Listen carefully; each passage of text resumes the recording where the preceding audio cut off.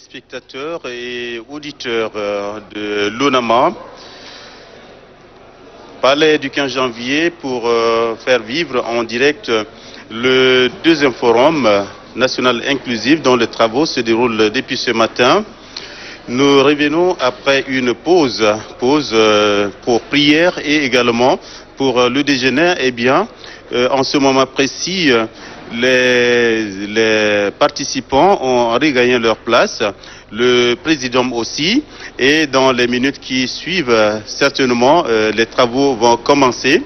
Et aujourd'hui, nous l'avons annoncé également, les travaux seront tablés sur deux thématiques, à savoir la forme de l'État et également le régime politique et réaménagement des grandes institutions.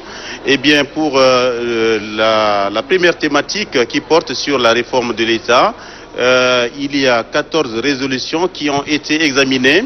Les résolutions sont celles du premier forum et sur les 14 résolutions, eh bien, il y a 8 qui sont entièrement réalisées, 2 en cours de réalisation et 4 ne sont pas du tout réalisés. Eh bien, il s'agira tout à l'heure de passer au pain fin toutes les 14 résolutions, revoir un peu les 8 qui ont été réalisées comment, les 2 en cours de réalisation, quelles sont les chances pour que les 2 résolutions soient entièrement réalisées dans un délai raisonnable, et les 4 qui ne sont pas du tout réalisées, qu'est-ce qu'il faudra faire pour qu'elles soient réalisées.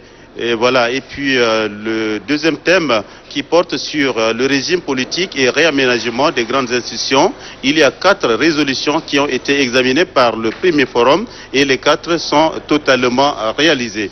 Donc voilà, ce sont les 2 premières thématiques qui feront l'objet d'examen tout à l'heure par les 600 participants qui sont en ce moment précis dans la salle. Adam. Oui, Monsieur Stéphane, شكرا. المشاهدون الكرام، السلام عليكم ورحمة الله وبركاته. نعود بكم مجددا لمتابعة مجريات جلسات المنتدى الثاني الشامل لإصلاح المؤسسي. وقبل رفع الجلسة قرأ المقرر العام اللائحة الخاصة بالجلسات والشروط الأساسية التي يجب اتباعها أثناء الجلسات من التباعد الاجتماعي واستخدام الأقنعة، ثم ترتيب المداخلات وتناول الموضوعات المحددة بالدقة والإيجاز، وقبل ذلك اعتماد البرامج الإرشادية للمنتدى. ومن ثم أن هناك موضوعين أساسيين في البدء: أرض واعتماد مشروع اللائحة الداخلية للأعمال المنتدى الوطنية الشامل. الثاني وضع مكتب رئاسة المنتدى، اعتماد البرامج الإرشادية لأعمال المنتدى. عرض ومناقشة مواضيع حول تقرير لجنة متابعة تنفيذ قرارات المنتدى الوطني الشامل إلى آخره. الموضوع الثالث نظام البرلمانيين. الموضوع الرابع الإصلاحات بهدف توطيد السلام والوحدة الوطنية والاستقرار ودولة القانون والحكم الرشيد. الموضوع الخامس الإصلاح القضائي. كل هذه الموضوعات سيجد حظه من المناقشات في هذه الجلسات من قبل المنتدين، ومناقشة جوانب أخرى هامة اجتماعية سياسية ومهنية ودور الشباب والمرأة، وكذلك الإدارة الرشيدة وتطهير الأمن. والآن نحن من حين لآخر ننتظر استكمال أعضاء المكتب الخاص لمتابعة الجلسات لمباشرة مهامه، ويقوم المنتدون بتناول الموضوعات وفق الأجندة المطروحة للمنتدى الثاني الشامل للإصلاح المؤسسي، والذي يحتضنه قصر 15 من يناير من ابتداء من صبيحة هذا اليوم 29 من أكتوبر وحتى 31 من نفس الشهر. أي هذا المنتدى جاء في وقت جد صعب، تزامن مع ظهور كوفيد-19 المستجد، والذي حال دون المشاركة الكاملة لقرابة 1200 مشارك كان في السابق. أما الآن أي تحديدا في هذا الظرف فقد تم تقليص الأعداد إلى 600 مشارك، ذلك نسبة للحالة الوبائية التي تفشى مؤخرا في كافة ربوع العالم. ومن حين لآخر كما أشرنا فالجميع داخل الصالة أي الصالة الكبرى للاجتماعات بقصر 15 من يناير، والكل ينتظر دوره في المداخلة وفي تقديم الاقتراحات والمشاركة. ونحن سنقوم بمتابعة كل حيثيات الجلسات وننقل لكم مباشرة كما تشاهدون الآن. والآن قد اكتملت الترتيبات بحيث أن رئاسة المكتب سيقوم بتحديد الأولويات وتحديد الجدول وأسس وأطر المناقشات وكيف يتم المداخلات. كل هذه المواضيع تكون مطروحة في جدول المناقشات في هذا المنتدى بإذنه تعالى. Oui, Adam, il faut également dire qu'il n'y a pas que les deux résolutions. Mais à partir de demain, donc la deuxième journée sera consacrée à l'examen des les trois résolutions suivantes. Trois thématiques, j'allais dire. Le régime des parlementaires qui comporte 8 résolutions, et sur les 8 résolutions, il y en a 6 qui sont entièrement réalisées. Une résolution est en cours de réalisation et une autre résolution qui n'est pas du tout réalisée. Et il y a également la réforme en vue de la consolidation de la paix, de l'unité nationale, de la stabilité et de l'état de droit. Et de ce côté-là, il y a en tout 16 résolutions, parmi lesquelles 9 sont totalement réalisées, 6 sont en cours de réalisation et une résolution qui n'est pas encore réalisée. Et encore demain, les travaux seront consacrés à la revue donc de la dernière thématique de la journée qui porte sur la réforme judiciaire. Et également là, il y a 13 plutôt résolutions qui ont été examinées par les participants lors du premier forum. Et sur les 13, il y a 7 qui sont entièrement réalisés et 6 en cours de réalisation. Donc les 3 thématiques feront l'objet d'examen demain par les 600 participants qui sont actuellement en salle. Et il faut comprendre que sur les 600 participants, eh bien, il y a toutes les corporations de la société tchadienne, du côté des politiques également, tout le monde est là, je crois. La majorité présidentielle, ceux de l'opposition démocratique qui ont également répondu présent. La société civile est là, la presse est également là. Donc c'est le Tchad en miniature qui est représenté ici par les 600 participants. Représentés parce que il y a au cours des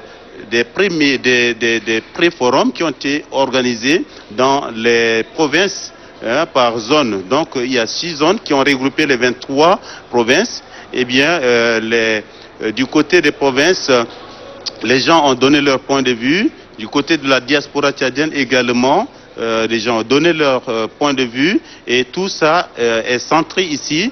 Et ça permettra à ceux qui sont en ce moment dans la salle de revoir et d'adopter ce qu'il y a lieu d'adopter. Et certainement, il y aura des résolutions qui vont également être classées, nous l'espérons bien, et les raisons seront données. Donc pour l'instant, les yeux sont tournés vers la salle retenue justement pour ce forum-là. Et les participants, je crois que voilà, comme vous êtes en train de voir, vous qui êtes devant vos petits écrans, le présidium qui est en train de s'installer petit à petit, et il reste quelques personnes simplement pour que ça soit complet. Et les participants également, la majorité est déjà dans la salle.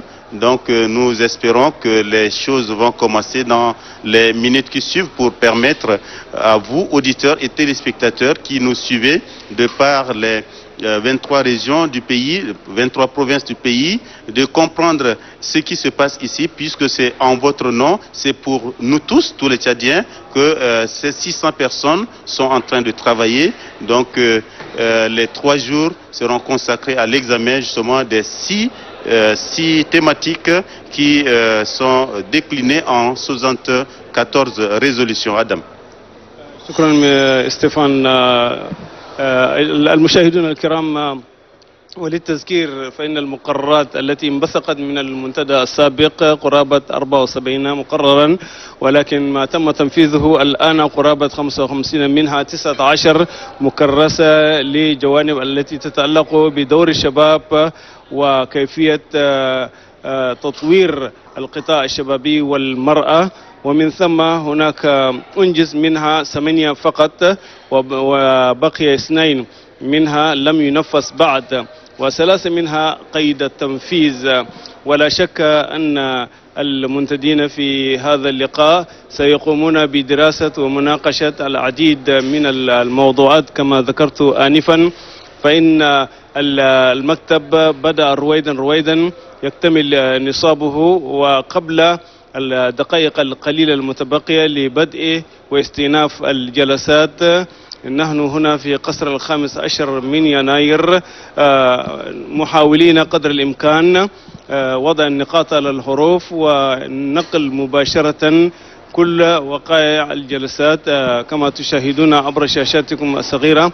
فإن مكتب الخاص المكون لمتابعة الجلسات وتنظيم دور المداخلات قد اكتمل نصابه، والآن ما بقي إلا قليل من الدقائق لبدء جلسات الأمل. وها أمامكم رئيسة المكتب مريم محمد نور تقوم بتصفيق، أي يعني ذلك أن المكتب بدأ اعتماد البرنامج المقرر ومتابعة الجلسات. أترككم لمتابعة وقائع الجلسات الخاصة بالمنتدى الشامل للإصلاح المؤسسي والذي يحتضنه قصر 15 من يناير. مسيو صلاح محمد زين، مسيو حسن عبد الله علي. Applaudissez s'il vous plaît. Monsieur Ahmed Adoum Daoud, Monsieur Makay Bourma Abdallah, Monsieur Jamal Abdelwahid Aboud, Monsieur Moussa Abdelrahim, Monsieur Rakhis Ali Shahad, Monsieur Ibrahim Chaltout, Monsieur Youssouf Abdoulaye et Monsieur Yacoub Choueibo. Chers frères, soyez les bienvenus parmi nous.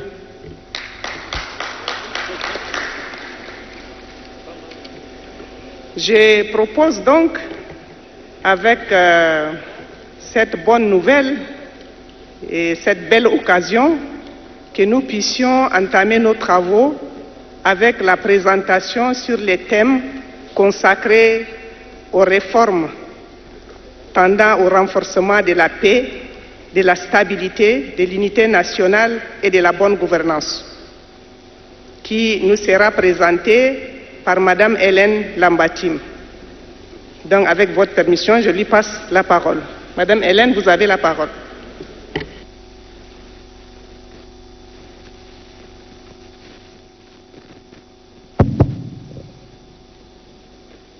Merci Madame la Présidente.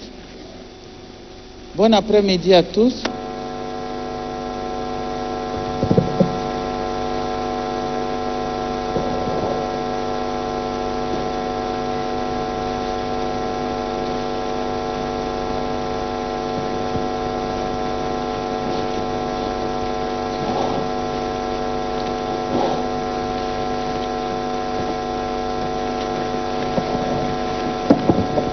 Bien,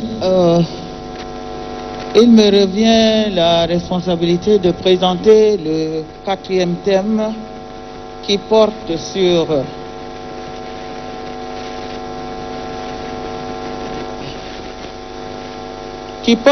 la réforme de la consolidation de l'unité nationale et de la stabilité de l'état de droit et de la bonne gouvernance.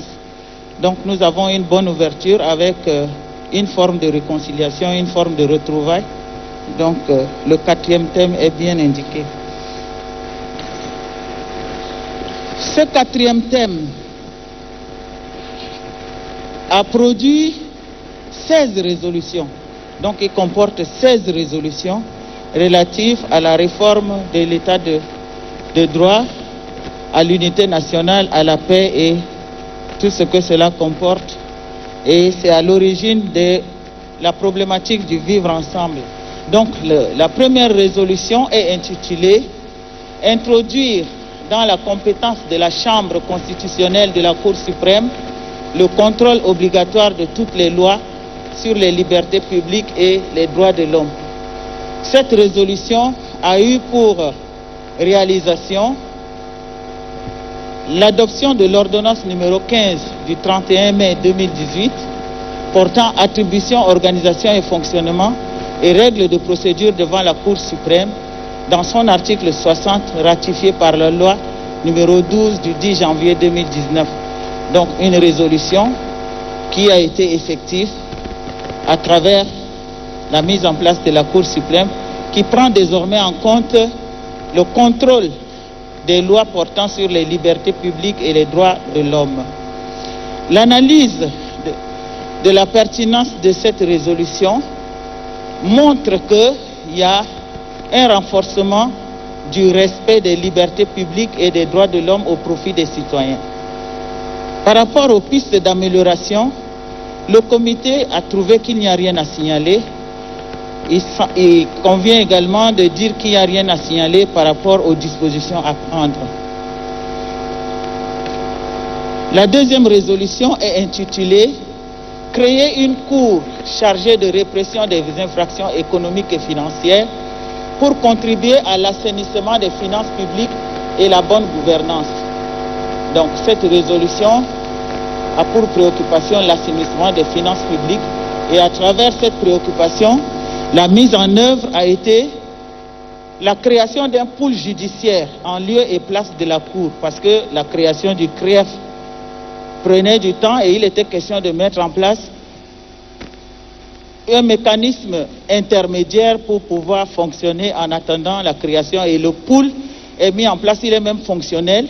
Il a rendu certaines décisions, une 50aine. Et la pertinence de cette résolution se trouve au niveau de ce pôle judiciaire qui a besoin de moyens d'action.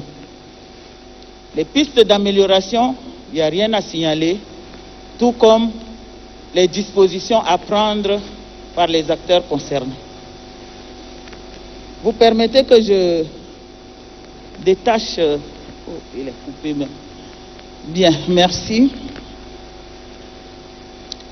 La troisième résolution est intitulée « Constitutionnaliser la Commission nationale des droits de l'homme, CNDH, en tant qu'autorité administrative indépendante ». C'est aussi dans le but de renforcement des institutions de la République et leur fonctionnement. Donc, comme mise en œuvre, la résolution a été effective à travers d'abord la Constitution qui a pris en compte la création, l'institution de la CNDH, suivie d'une loi portant attribution, organisation et fonctionnement de la Commission nationale des droits de l'homme.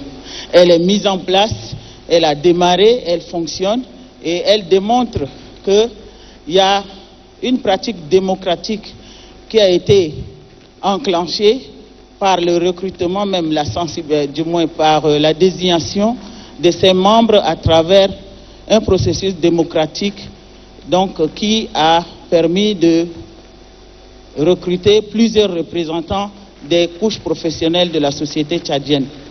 Comme piste d'amélioration, il n'y a rien à signaler. La CNDH a 2 ans, l'âge de la constitution de la 4e République, donc elle a du temps devant elle. Et comme disposition à prendre, il n'y a aussi rien à signaler. Résolution numéro 4, elle est intitulée « Constitutionnaliser le statut de l'opposition démocratique ». Comme mise en œuvre, il y a cette réalisation à travers la Constitution de la 4e République déjà et l'ordonnance numéro 40 du 30 août 2018 portant statut de l'opposition démocratique. Il y a eu aussi un résultat par rapport à la mise en œuvre du Présidium ce matin. Comme pertinence de cette résolution, on constate qu'il y a une avancée démocratique et par rapport aux pistes d'amélioration, il n'y a rien à signaler. Il n'y a également rien à signaler pour ce qui concerne les dispositions à prendre et les acteurs concernés. Ils sont tous là, les membres des partis politiques. La résolution numéro 5 est intitulée « Poursuivre la professionnalisation de l'armée par la mise en œuvre complète des recommandations des États généraux de l'armée ». Les États généraux ont eu lieu et le premier forum a demandé à ce qu'on puisse mettre en œuvre les recommandations de ces États généraux. Dans la mise en œuvre de cette résolution, on constate un début de réalisation. Donc, réalisation en cours avec création des comités de réflexion qui doivent accompagner cette mise en œuvre des recommandations. Comme analyse de la pertinence et de l'efficacité dans la mise en œuvre, puisque c'est un comité qui est en train de réfléchir pour être opérationnel, on n'a rien à signaler. Et par rapport aux pistes d'amélioration également, il n'y a rien à signaler. Mais en ce qui concerne les dispositifs,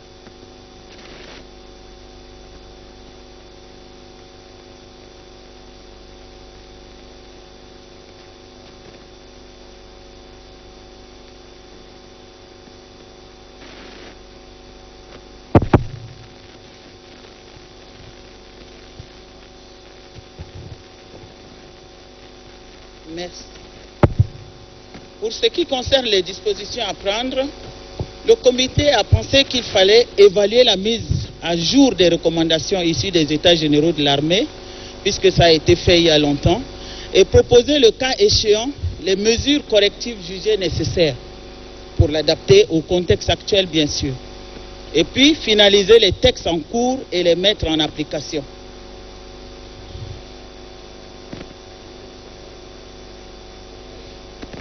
Résolution numéro 6. Elle est intitulée « Fixer de manière pérenne la structure générale du gouvernement et attribution de ses membres ». Dans sa mise en œuvre, cette résolution n'a pas été effective parce qu'il y a un problème par rapport à certains ministères qui ne peuvent pas garder leur dénomination. Donc une résolution, bien que pertinente, est difficilement réalisable à cause des titres. Parce que le ministère de l'armée, par exemple, armée nationale, c'est difficile de dire que à un moment donné de la vie, on peut compléter. C'est comme le ministère de la Santé qui est devenu Santé et Solidarité. Donc, bon, il y a des difficultés à ce niveau. Ce n'est pas réalisé. Donc, les pistes d'amélioration, il n'y a rien à signaler comme des dispositions à prendre. Résolution numéro 7, intitulée « La technologie nous fait défaut ».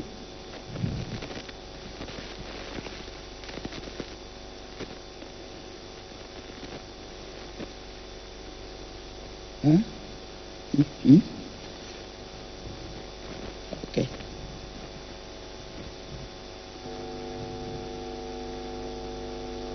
Non, je peux pas. Résolution numéro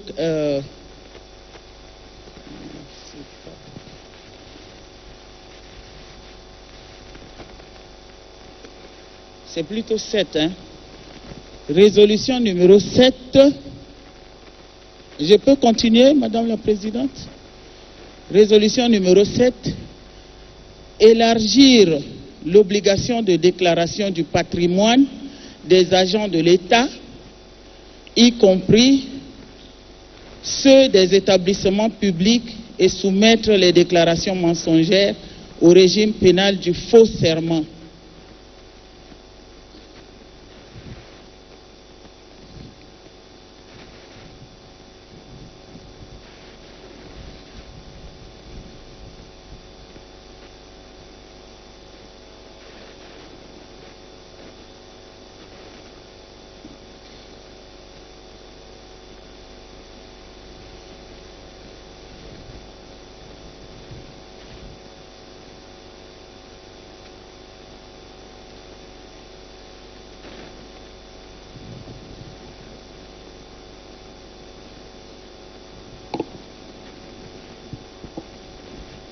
Merci. C'est plutôt numéro 7. Hein? Numéro 7. Bien. Donc, la résolution numéro 7 porte sur l'élargissement de l'obligation de déclaration du patrimoine des agents de l'État, y compris ceux des établissements publics, et soumettre les déclarations mensongères au régime pénal du faux serment. Une résolution qui a été partiellement réalisée parce que l'obligation semble incomber à ce stade aux seuls membres du gouvernement pour ce qui concerne la pertinence de cette résolution. Ces membres du gouvernement s'y sont prêtés et pas tout le monde. Donc elle ne concerne pas pour l'instant les autres responsables visés par cette résolution.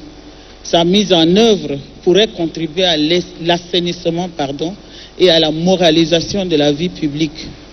Comme piste d'amélioration, il s'agit d'élaborer un support juridique pour en consacrer la mise en œuvre. Donc il faut l'accompagner encore par un support juridique, un texte. Les dispositions à prendre, effectivement, c'est un texte qui est élaboré pour les autres catégories aussi qu'un autre relatif à la procédure de vérification des déclarations mensongères. Résolution numéro 8 est intitulée « Instituer un engagement déontologique que chaque agent public doit signer au cours d'une cérémonie de prise de service suivant son recrutement. Cet engagement peut également être signé par les anciens fonctionnaires, mais sans cérémonie. » Dans sa mise en œuvre, cette résolution a été partiellement réalisée. Et pour sa pertinence, elle est pertinente bien sûr, mais elle mérite d'être généralisée à tous les agents de l'État. Et il conviendrait de définir les règles d'éthique pour chaque corps.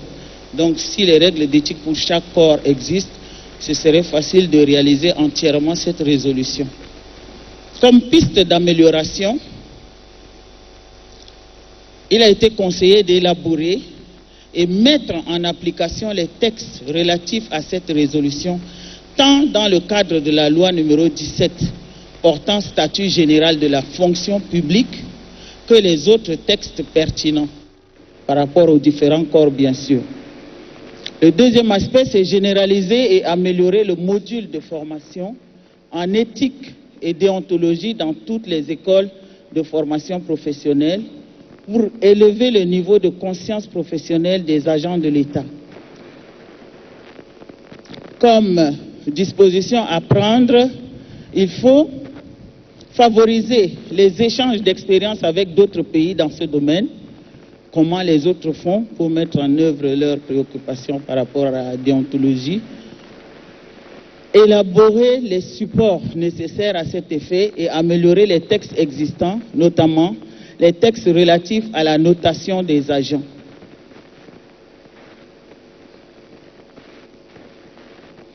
La 8e résolution du thème 4 porte sur la vulgarisation des textes sur la charte de la transparence dans la gestion des finances publiques. Une résolution qui est en cours de réalisation dans sa mise en œuvre, et la pertinence de cette résolution est justifiée et sa vulgarisation mérite d'être poursuivie. Charte de la transparence. Comme piste d'amélioration, il faut simplifier le contenu de cette charte pour la compréhension de tous. Il faut également accélérer le processus de vulgarisation et l'étendre dans tous les services publics centraux et déconcentrés. Les dispositions à prendre et les acteurs concernés, ça porte sur l'élaboration des dépliants et autres supports pédagogiques accessibles à tous. Donc il faut une grande sensibilisation par rapport à cette charge concernant la transparence dans la gestion des finances publiques. Résolution numéro 10.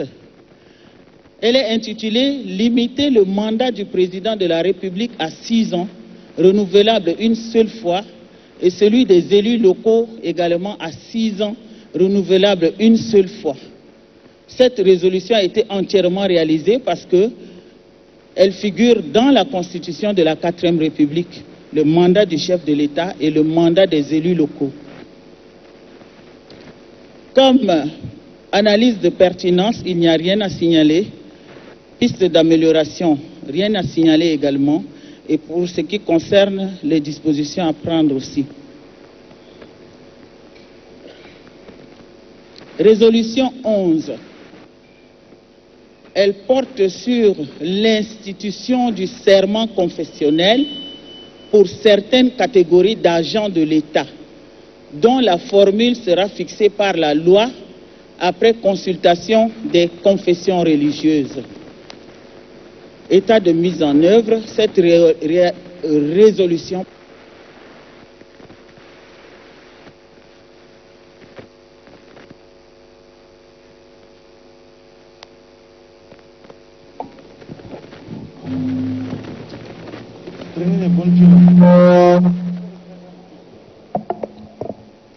Merci. Cette réalisation a été mise en œuvre de manière partielle.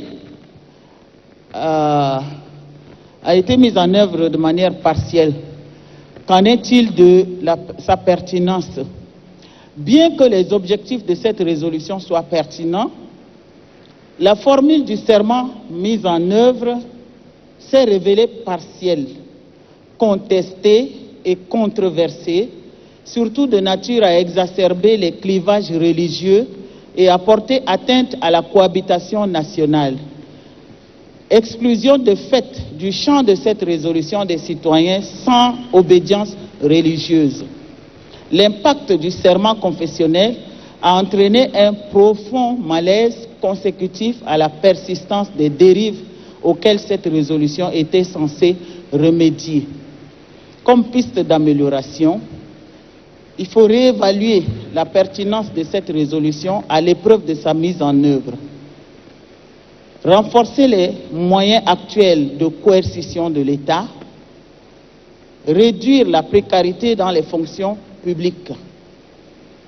Comme disposition à prendre, il faut s'entourer des mesures, des meilleures garanties, en particulier en termes de moralité dans le choix des responsables publics. Créer les conditions de stabilité dans les postes de responsabilité et permettre à la justice de faire son travail en matière de répression des infractions économiques et financières. Résolution numéro 12. Elle est intitulée « Renouveler l'appel au retour à la légalité à l'adresse des frères et sœurs en exil et renforcer cet appel par le vote d'une loi d'amnistie. » Résolution réalisée et qui commence à produire ses effets. Une loi d'amnistie a été adoptée et nous avons encore un exemple concret cet après-midi. Comme pertinence de cette résolution, elle est toujours d'actualité et elle est d'actualité encore aujourd'hui, le 29 octobre 2020, n'est-ce pas? Comme piste d'amélioration, il faut vulgariser et communiquer davantage cette résolution dans les missions diplomatiques. Les dispositions à prendre, c'est un rappel et une sensibilisation à faire au niveau des personnels diplomatiques sur l'exercice de la loi sur l'amnistie. Résolution 13. Il porte sur l'instauration de l'obligation du service civique et favoriser le brassage des jeunes tchadiens à travers des événements organisés dans le cadre d'une coopération interprovinciale. Une résolution en cours de réalisation, mais il convient de signaler que toutefois, la promulgation d'une loi sur le volontariat au Tchad et des initiatives prises en faveur du brassage des jeunes sur le plan culturel et sportif est là, et il faut relever aussi l'adoption de la loi sur le volontariat des jeunes. Donc une loi sur le volontariat des jeunes a été adoptée, et qu'en est-il de sa pertinence? C'est une résolution pertinente, bien sûr, qui peut contribuer au renforcement de la cohésion et à l'unité nationale. Comme piste d'amélioration, il faut accélérer les initiatives en cours en vue de mobiliser davantage des ressources financières et techniques. Organiser des festivals et autres rencontres nationales en dehors de N'Djamena. Au-delà des actes, il faut promouvoir la culture de la cohabitation pacifique et l'instruction civique dans les établissements et organisations des jeunes. Harmoniser les cycles et contenus de formation entre les arabophones et les francophones. Comme disposition à prendre, il faudrait élaborer une loi sur l'obligation du service civique. Il existait et il faut le renforcer. Organiser des colonies de vacances et l'instruction civique dans les écoles en vue de résorber les préjugés, l'acceptation de soi, le vivre ensemble. Organiser un atelier de réflexion en vue de l'harmonisation des cycles de formation. 14e résolution.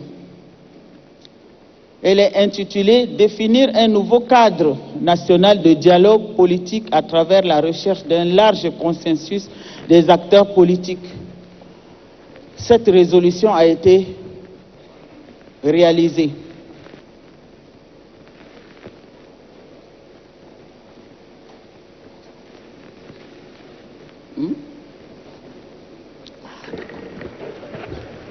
Cette résolution a été réalisée.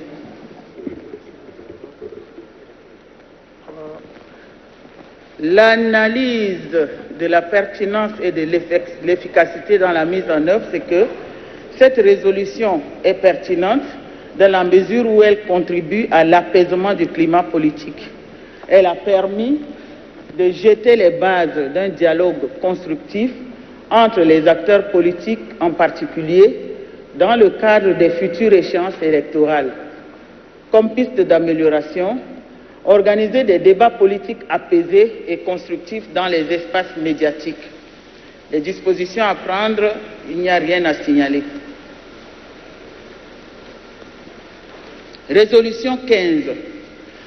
Elle est intitulée « Réviser la charte des partis politiques afin de mieux encadrer les conditions de leur création, de leur activité et de leur financement public ». Comme état de mise en œuvre, c'est une résolution réalisée, parce que la charte des partis politiques est adoptée. Comme analyse de pertinence, cette résolution est pertinente en vue de la création des partis politiques viables et plus représentatifs des sensibilités nationales. Donc il y a des dispositions à prendre là. Comme piste d'amélioration, il n'y a rien à signaler.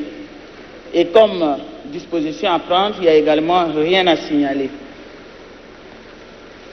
16e résolution, intitulée « Renforcer les mécanismes de garantie de l'indépendance de l'organe en charge des élections et en faire une structure permanente soustraite des influences partisanes ». L'état de mise en œuvre de cette résolution, c'est l'adoption de la loi numéro 30 du 30 novembre 2018 portant création d'une commission électorale nationale indépendante et la mise en place du bureau permanent des élections.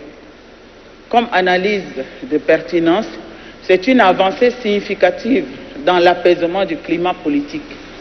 Et comme piste d'amélioration, il faut encourager les concertations en cours visant la mise en œuvre des résolutions concernant les acteurs politiques.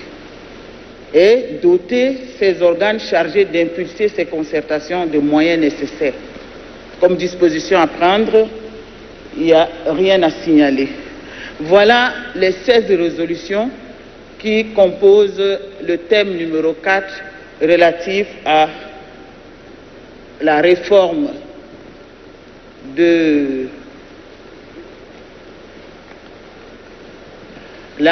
en vue de la consolidation de l'unité nationale et la stabilité de l'état de droit et de la bonne gouvernance.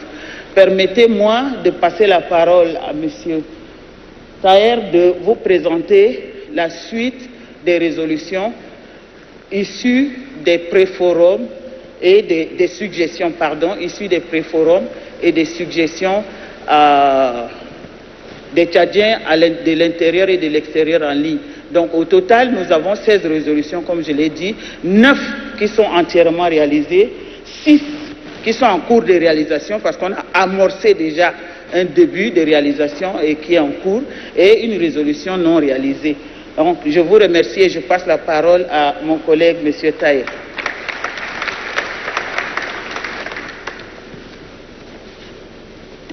Monsieur Taher, vous avez la parole. Je voudrais, chers participants, rappeler, comme l'a dit ce matin le maréchal du Tchad, que les Tchadiens de l'intérieur du pays, le Tchad profond a été consulté.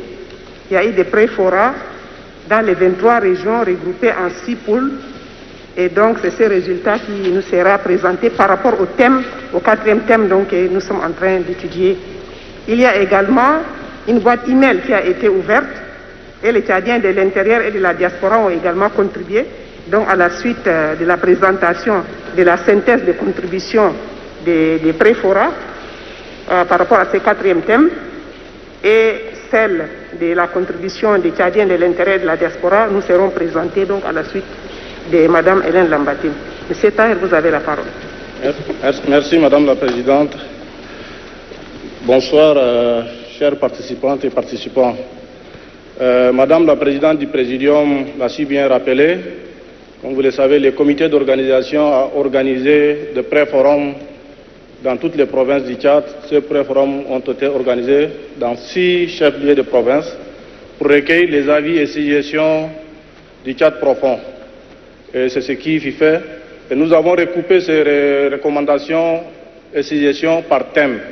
Donc, je vais vous présenter les 3 ou 4 suggestions qui ont attrait au thème 4, qui est la réforme en vue de la consolidation de la paix, de l'unité nationale, de la stabilité, de l'état de droit et de la bonne gouvernance. Donc, nous avons aussi recueilli les avis et suggestions des Tchadiens de la diaspora et ceux de l'intérieur qui n'ont pas la chance d'assister à ce 2e forum national inclusif. Lors de ces pré-forums dans les provinces, les Tchadiens du Tchad profond ont quand même demandé à ce que les caractères confessionnels du serment soient purement et simplement supprimés. Donc le serment confessionnel qui fait débat aujourd'hui, dans tous les pré-forums, la même recommandation est revenue pour demander à ce que les caractères confessionnels soient purement et simplement enlevés.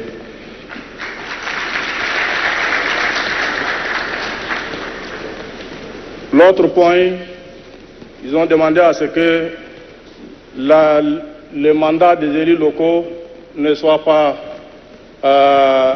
non renouvelable, mais renouvelable une fois.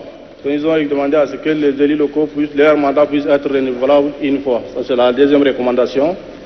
La 3e recommandation, une recommandation spécifique. Ils demandent à ce que les textes réglementaires soient vulgarisés.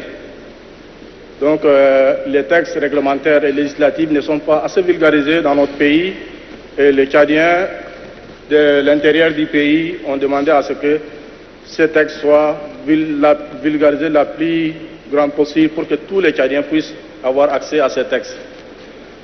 L'autre recommandation, ils ont demandé à ce que la mesure frappant la diffusion des actes de nomination à des postes de responsabilité à la radio et à la télévision soit levée pour que les actes de nomination soient publiés dans les médias.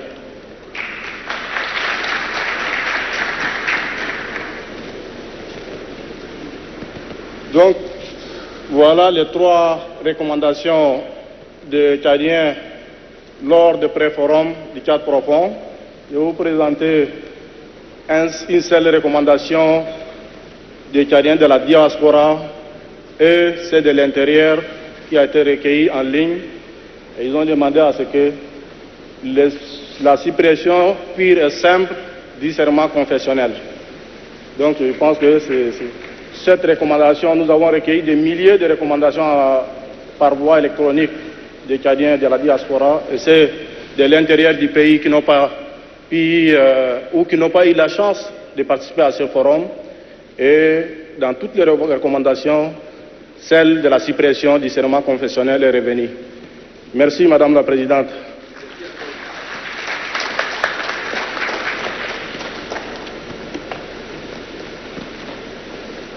Merci infiniment à Madame Hélène Lambatine et M. Tahir Oley pour la présentation du rapport du comité de suivi et de rédaction des résultats du Forum national, des résolutions du Forum national inclusif, ainsi que de la contribution des Tchadiens à travers les pré-forats et les consultations en ligne. Donc, mesdames et messieurs, vous venez de suivre la présentation de cette thématique qui se rapporte à la consolidation de la paix, de l'unité nationale, de l'état des droits, de la stabilité et de la bonne gouvernance. Donc maintenant, vous avez la parole pour nous faire part de vos contributions. Merci.